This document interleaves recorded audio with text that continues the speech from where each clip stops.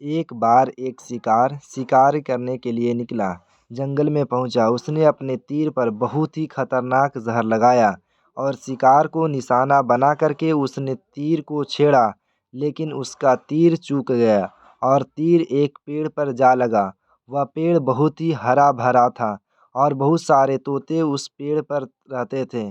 जैसे ही वह जहरीला तीर उस पेड़ पर जाकर लगा, वह पेड़ धीरे धीरे सूखने लगा और उस पेड़ पर जो भी तोते रहते थे वह एक एक कर के उस पेड़ को छोड़कर जाने लगा।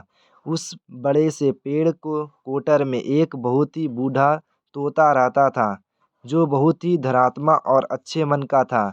सभी तोते उस पेड़ को छोड़कर जाने लगे थे, लेकिन वह बूढ़ा तोता जाता था, दाना लेकर के आता और उस कोटर में आकर के बैठ जाता था, परंतु उस पेड़ को छोड़ने को तैयार नहीं था। बूढ़े तोते के साथियों ने कई बार आकर के उसे समझाया कि यह पेड़ सूख रहा है और किसी दिन गिर भी जाएगा, चलो किसी और पेड़ पर चलकर रहा जाए, परंतु वह बूढ़ा तोता वह वहाँ से जाने को तैयार नहीं हो रहा था।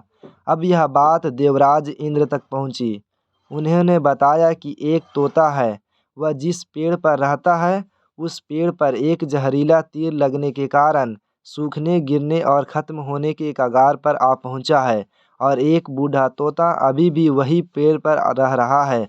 वह दाना लेकर आता है और वहीं पर रहता है, जबकि उस जंगल में बहुत सारे पेड़ हैं, लेकिन वह उसी पेड़ पर रह रहा है। देवराज इंद्र प्रकट हुए और उस बूढ़े तोते से कहने लगे कि आप बहुत धर्मात्मा हो, बहुत अच्छे मन के हैं, लेकिन आप इस पेड़ को छोड़कर किसी और पेड़ पे चली जाइए, क्योंकि यह पेड़ कुछ दिनों ही दिन में गिर जाएगा। तालाब के पास में बहुत सारे बड़े बड़े हरे भरे पेड़ हैं, बड़े बड़े कोटर हैं, उस पेड़ पर फल भी लगे हुए हैं, उन्हें वहीं तोड़ कर खा सकते हैं, परंतु यहाँ से आप चले जाएं।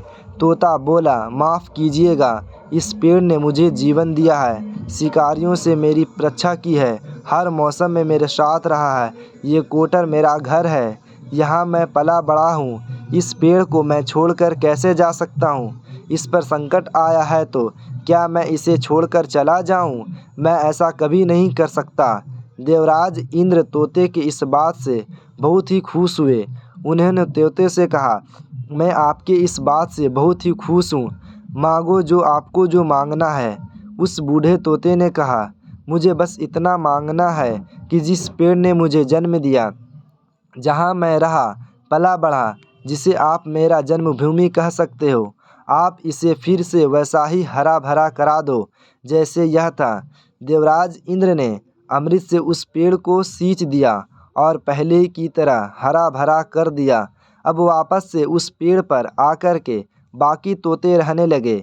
वह बूढ़ा तोता कुछ समय तक और जिंदा रहा, फिर उसकी मृत्यु हो गई और वह स्वर्ग में चला गया।